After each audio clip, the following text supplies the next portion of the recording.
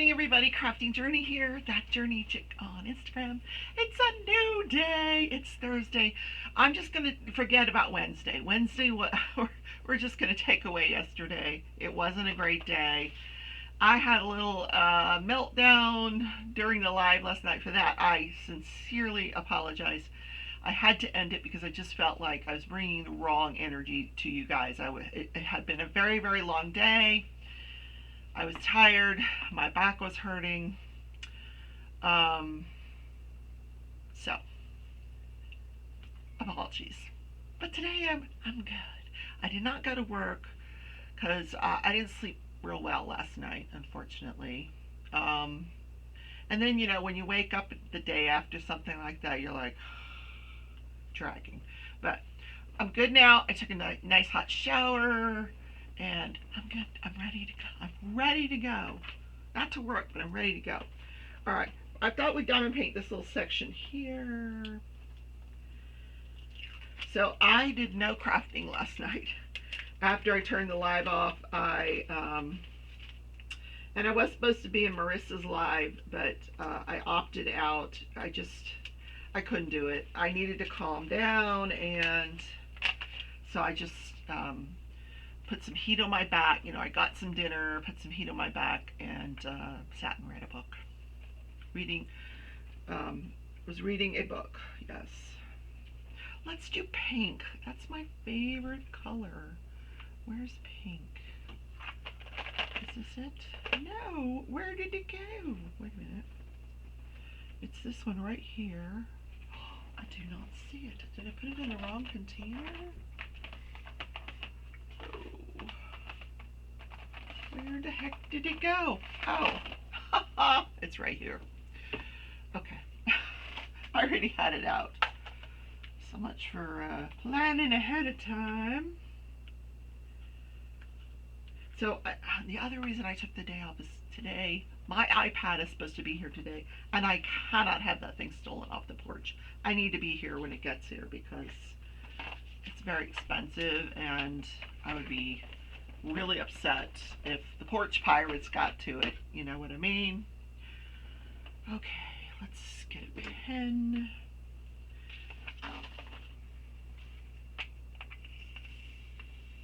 Okay. So let me just talk about that Loom knit hat for a second. I don't give up. I get frustrated, I put it aside, but I do not give up. So I'll give it a few days, and then I'm going to pick it up again, and I will move forward. The good news is, when I looked at some close-ups of other people that have done that hat, they have made the exact same mistake. And, the hat doesn't look terrible. So, it is what it is. Like someone said, that's your signature. Okay. I just have to learn to accept that I'm putting my signature on things. Yes. Yes. Breathe, Rebecca. Breathe. Yeah. I know. It's tough. People think loom knitting, oh, that's easy. It's not an easy craft. It really isn't. It's time consuming, and I need the light pad for this color. Sorry about that. I will adjust that during the editing, that brightness. Yeah, loom knitting, some of the stitches can be very involved, and the patterns as well. And if there was one hat, Narrate and I both tried this. We frogged our entire hat out, I think, twice before we actually got the pattern to work. So you can run into some patterns out there that are not easy. So, and that's what happened this time. I'm working on a pattern it's way more advanced than I'm used to, and I got frustrated with it. And I probably wouldn't have gotten frustrated, except that, like I said, it had been a very long day, and I guess I was just tired. But everything else in my life is fine. Happy birthday, Brian Diamond Painting Elliott. That's one of my good buddies. Today is his 30th birthday. Happy birthday to you. Happy birthday to you. Happy birthday to Brian. Happy birthday to you. And many more. Now, that wasn't the sexy version that you're going to get from Tia. It was just my version. Now, I think that's copyrighted too, and I might get in trouble, but whatever. If there's silence during that part, just know that I was singing happy birthday when I shouldn't have been. Anyway.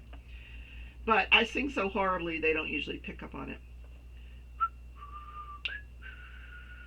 Someone else had a birthday yesterday. They turned 51, and I forget who it is, and I'm so sorry.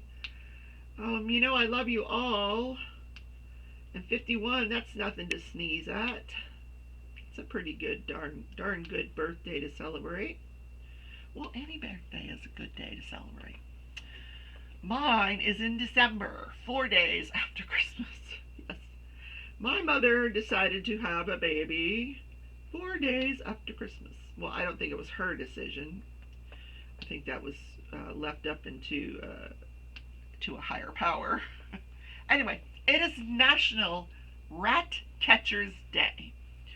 Now, let me tell you how this was inspired. I got to look for National Raccoon Catcher's Day, but so this is the day we celebrate our exterminators. I don't have one, but if you have one, wish them a happy rat catcher day. So I've hired rat catchers in the past. In this house that I lived in Florida, we had a rat in the garage, and this thing was just tearing up everything. So I kept telling the landlord, so finally she hires somebody. They come over, they put some traps out, and they get the rat. I guess, I don't know, the rat, it left, it was gone. I don't want it. I don't want to see the rat. I don't want to know nothing about it. Just take it away. But this day was inspired by the Pied Piper of Hamelin. Now, I don't know if you guys remember that story. It's the day that this allegedly happens in the story is July 22nd, sometime in the 1300s. So the Pied Piper, there was rats that were running through this town, and so they hired this flautist, a flute player, the Pied Piper. I played the flute. I could get my flute out and play. Get the rats to follow me. I don't have any rats, thank God. So he's playing his flute, and the rats all follow him out of the town. Wow. And the town people are there. It's, oh, we're so happy, but they've refused to pay him. So, in retaliation, this is not a nice story, guys. You think it's a nice story, it's really not. So, in retaliation, he goes back into the town. All the children follow him out of the town, never to be seen again. They followed the Pied Piper, and they were gone. The end. How do you like that fairy tale? Mm-hmm. Yep. So a lot of towns will celebrate this by having, someone, a flute player, running through the town and the children chasing after him. And of course the children don't disappear forever, but, it's a thing. Yeah.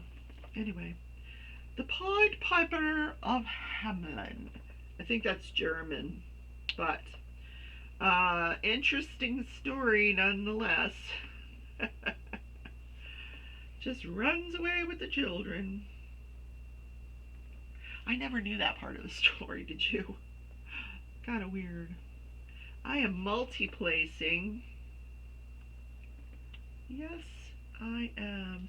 Now, someone asked me about how I place square drills, and I did want to show them.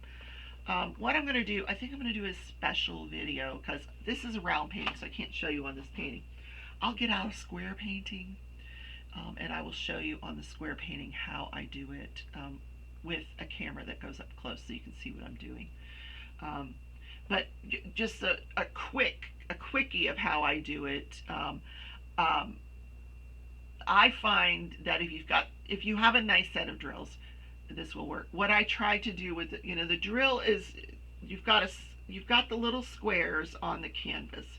So what I try to do is when I put my drill down, and I single place a lot just to start anyway. I will single place it, but I will make sure that the bottom left corner of that drill is in the bottom left corner of the square on the canvas.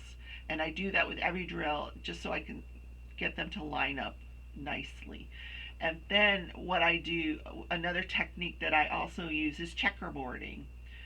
And that's where you do every other space on the canvas. And then later on you go back and fill it in. And that seems to work nicely to get a nice straight drill. And don't waste your time straightening them. Generally, once you've got them all placed, they kind of move themselves. They shift themselves a little bit to straighten out, like a puzzle almost. So don't fret if your squares are not lining up, perfectly. But try those methods, placing your drill so that the left-hand corner matches up with the left-hand corner of the square, and checkerboard it and see if that helps. But I will try to do a separate video on how to do that. Yes, I love squares. I really do. It's actually the rounds for me that don't always line up nicely because they don't fit together like the squares do. But rounds look very beautiful. Rounds tend to come out. You tend to get a shinier, sparklier canvas than the squares. But the squares look beautiful because they all just place so well together. Anyhow, that's my thing on squares.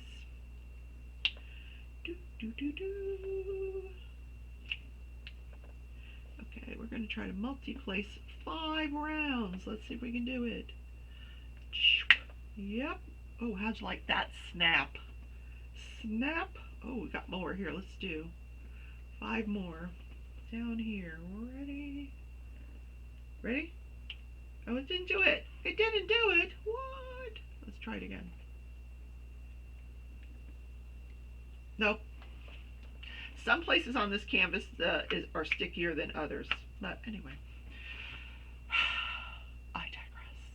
Let's talk about judge, jury, and journey. So this is the murder trial of Joshua Ade, and it is getting really interesting. This is Joshua murdered the father of his ex-girlfriend.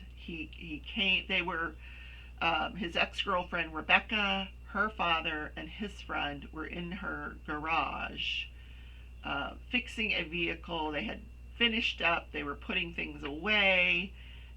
When Joshua comes on the scene, he shoots Rebecca, he shoots the friend, he shoots the father. All 3 of them in the head with a gun with the laser on it.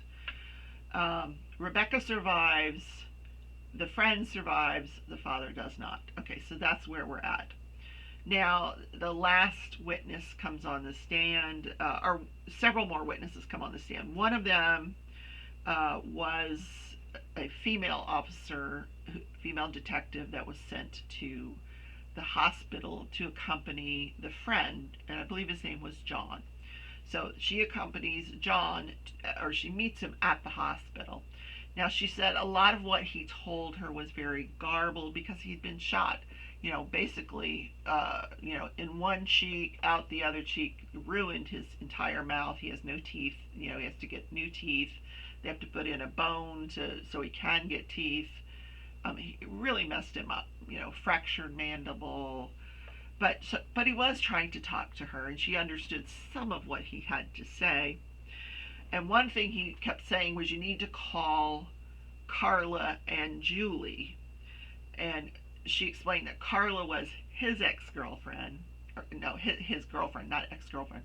Carla was his girlfriend, and Julie was the wife of the deceased.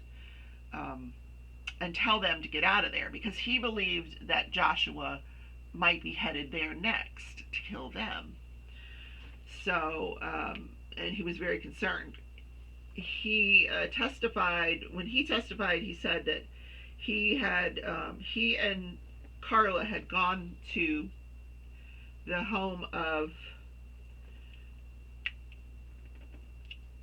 Julie and Jim, which are Rebecca's parents, and they were basically vacationing. They were visiting, and this was their first day there. So he knew that his girlfriend was at this house, and that Julie, the mother, was at this house, and he was really afraid that Josh was going to head over there. Well, that did not happen, thank God. So he after she talked to him in the hospital, she went with the other detective to pick up Joshua. He had been apprehended in the town where he lives, which is a couple hours away. So she traveled with this other detective. She took pictures of Joshua. She said that at no time did he say that he had been the victim of a crime. At no time did he say he was injured. She didn't see any injuries on him. You couldn't see any injuries in the picture. And she said, no, at no time did he verbalize that he had been the victim of a crime. Which we believe is what his defense is going to be. So then they put on the ballistics expert, who testified that the bullet was recovered from Rebecca's brain. It was left in her head for a short period of time because they felt like it would have been more dangerous to go get it surgically than to just leave it there. But a few months, about a month later, they went in because she was getting headaches and sharp pain when she moved her head a certain way. So they said, okay, we'll take it out. So when they took it out, they took possession of it and sent it as evidence to this ballistic lab.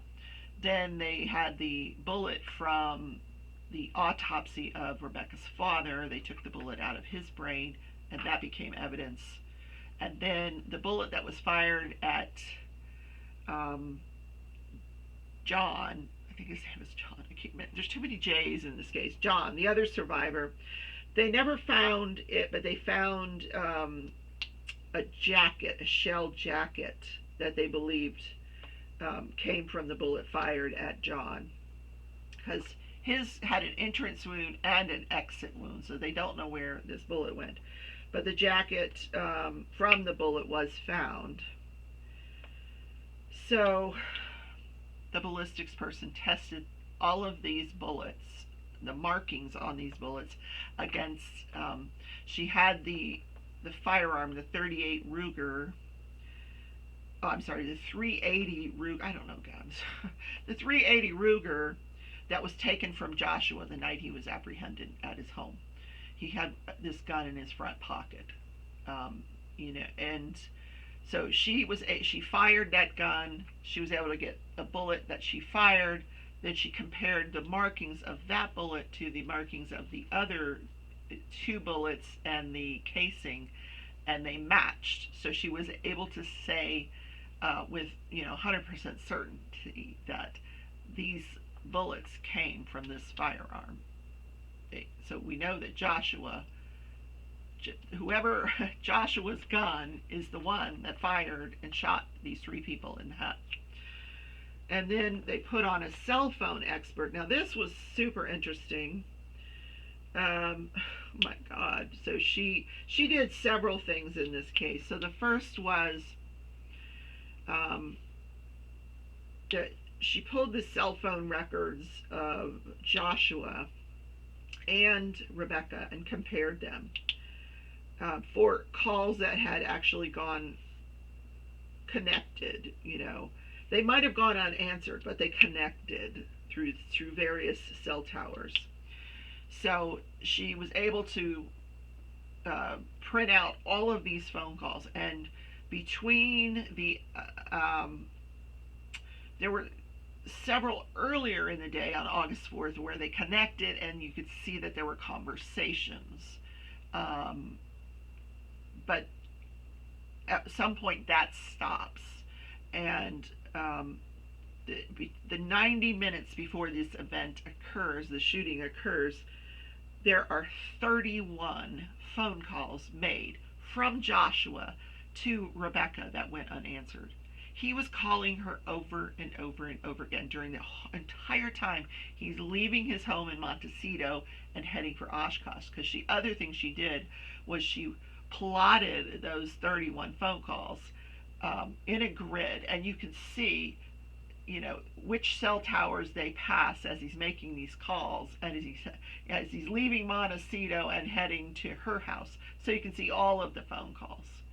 So we know his route of travel that 90 minutes before he gets to her home. The last phone call is made at 8:05. The last phone call to her is made at 8:05, and he's at that point he is about 22 minutes away from her home, which corresponds with the time, because I believe this was called into the police around 8:30, so that kind of makes total sense there. And then she plotted the phone calls that were made. These were not made to Rebecca, these were made to other people, and there weren't as many, there were like 4 or 5, but you could see that the first phone call occurs at 9:06, which is 30 roughly 30 miles from the crime scene. So he's left the crime scene, so he's about a half hour away, which also corresponds with him going there, him leaving, and then plots his way back to Montecito. You can see the calls going back to Montecito before he's apprehended by the police. I thought that was really compelling testimony, really compelling. So the prosecution rests their case. Now the defense does their opening argument is very short, and his opening argument, because at the beginning of the case is the time where you have opening statements, but the defense has the option of deferring their opening statement until the beginning of their case. Tootsie wants it. Sorry, guys. Come on in, honey.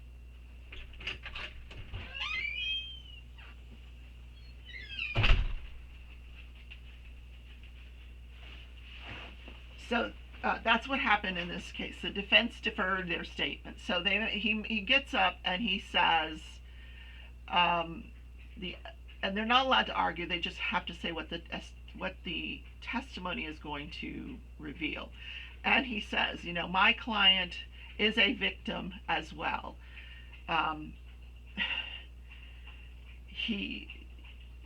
John and Jim had left their home that day. This was a conspiracy between Rebecca, John, and Jim to kill my client, and the evidence is going to show this. And I'm like, what? Okay, I'm ready to hear this evidence. So the first person to testify is Jim's wife. The guy that died, they bring his wife, now this is Rebecca's mother, to testify on behalf of the defense. Now you can see that she is an adverse witness. She doesn't want to be there. And he asked her, did you get a phone call from the hospital? Yes, I did. What was that phone call? They called to tell me that my daughter was in the hospital and had been shot. And so I asked, is she dead?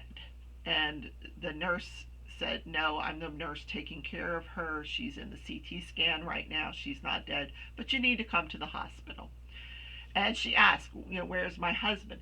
But she did make this excited utterance. She turned around to the person that was in the room, which was likely that the other lady, Carla, the woman that was visiting her, and said, he went to the house to shoot her, and he did it. Um, and that was her testimony. So it wasn't quite what the defense had hoped. So then she leaves, and at some point, he's asking her questions. She's like, "Listen, I don't remember exactly what I said. I just found out my husband was killed. I don't remember everything. I was distraught." So she leaves. They bring in the nurse that called this woman from the hospital, and I thought this was really interesting because he had to interject and say that the nurse was there under a subpoena. The Ascension lawyers, see, I work for Ascension. We have hospitals all over the country, and I found this fascinating that when she got the subpoena, and this is what you're supposed to do as a healthcare worker. When you get a subpoena, you're supposed to go to the risk manager, let them know you've been subpoenaed. They get their lawyers involved. So their lawyers had said, that they wanted it on the record, their objections to her testifying to anything that would violate HIPAA, any healthcare information. She's not allowed to reveal any of that. And she did try not to, but in the case that she is made to answer a question, they wanted to make sure that their objections were on the record, that this is a violation of a federal statute. And the judge said, "I'm going to have her testify. Your objections are noted." So I thought that was interesting that the Ascension lawyers got involved. So anyway, he wants to know about this conversation. So she says, "I called, I asked Rebecca, is there anybody you want me to call?" And she said, "My mother." And she gave me the phone number. I don't remember the woman's name. I don't remember the number. So I called. And no, I didn't make a note of it anywhere. I called the woman. I said, "Your daughter's here. I'm taking care of her. You need to come to the hospital." And she kept asking me, "Is she dead?" Which I thought was strange. Now, what she's not saying is what her condition was, because I think she realizes she's not allowed to say that. She's really not even supposed to let anyone know that someone's in the hospital. But Rebecca had given her permission to call her mother, so that's okay. But so she's trying not to say that she told her that her daughter had been shot. And so she kept saying, "Oh, the woman's kept asking me, is she dead?" So she said, "No, she's not dead. She's here. You need to come to the hospital." Then she said the woman told her, speaking to someone else, that Jim and John had gone to Oshkosh to kill Joshua. And this nurse was very sure about what she heard, that they had gone there with the intent to kill Joshua if he showed up, I guess. I don't know. And yeah, and it was interesting because this nurse was not on the witness list, and when she came in, the prosecution's like, "Wait a minute, this nurse was not on the witness list. We didn't know she was going to testify. She should not be allowed to testify." And so the defense attorney says, "Well, I'm allowed to bring in rebuttal witnesses to any testimony that you have put on, and she is here in rebuttal to your testimony." So the judge says, "I'll allow it." So the nurse got to testify. So now the jury has heard that Jim and John were on their way to Rebecca's home with intent to kill Joshua. Okay. So now we get a police officer that comes in. His job was, this poor guy was sent out the day after the murder to make sure that the dogs were okay. He went there with another family member to get the dogs, all the animals, get the food that they needed, treats and stuff. So he was kind of looking around the house for, stuff for the dogs. And the point of his testimony was that this gun that the police forgot to find, that was sitting in the chair, the defense would like for this guy to say that it wasn't there, but what he says is that he moved the pillow, he saw the bag sitting there, um, he didn't see a gun. So the prosecution gets up to do cross and says, "You weren't there to look for a gun, were you?" "No, I was not." And you can see how uncomfortable this cop was. He goes, "No, I wasn't there to look for a gun. I was looking for stuff for the dog." So he said, "Yeah, I just lifted up the pillow. I saw the purse there. I was not looking for a gun. I didn't see a gun." So, but the defense was trying to make it sound like the bag was kind of hanging open, and for sure he would have seen the gun if it was really there. Because the defense's theory is that gun was placed there somehow after the fact, after the police had searched, after this guy was there. I don't know what role this gun is going to play in this defense theory, because Joshua is planning to testify, and we're going to hear his version of the events, which I suspect he's going to say he was ambushed by these three people. Okay, I don't know. We'll see. I don't know. You call me 31 times, I'm going to get my gun out and ambush you too. Yeah. Stop calling me. I don't know why she didn't block him. Why wouldn't you just block him or turn your phone off or something? I don't know.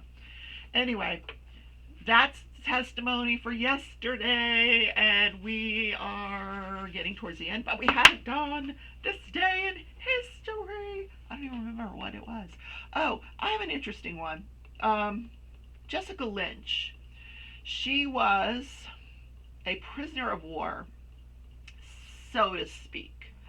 And she actually ended up suing the government over this. So on July 22nd, Jessica Lynch, she's welcomed home. She's this war hero. What happens is she was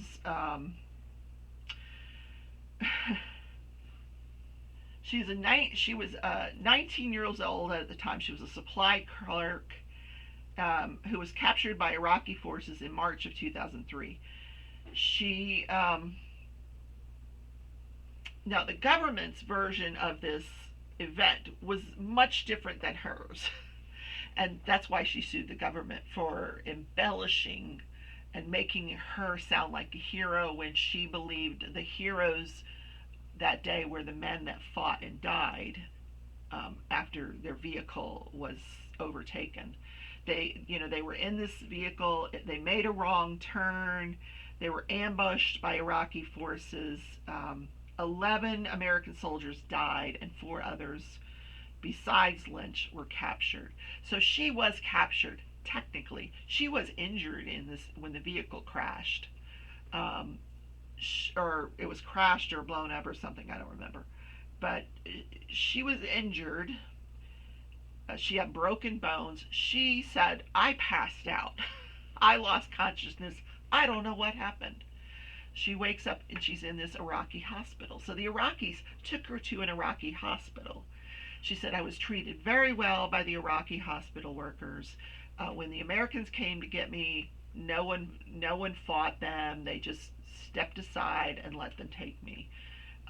But because she felt like the government wanted support for this war against Iraq, that they decided they would embellish her story and make her sound like this hero, like she fought them off before she was captured. And she's like, "No, I didn't fight them off. I was injured and I was unconscious." She actually testified before Congress. And here's what she said.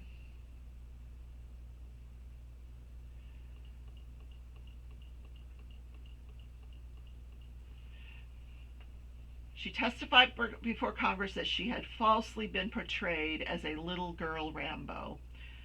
And the U.S. military had hyped her story for propaganda reasons. According to Lynch, "I am still confused as to why they chose to lie and tried to make me a legend, when the real heroics of my fellow soldiers that day were, in fact, legendary."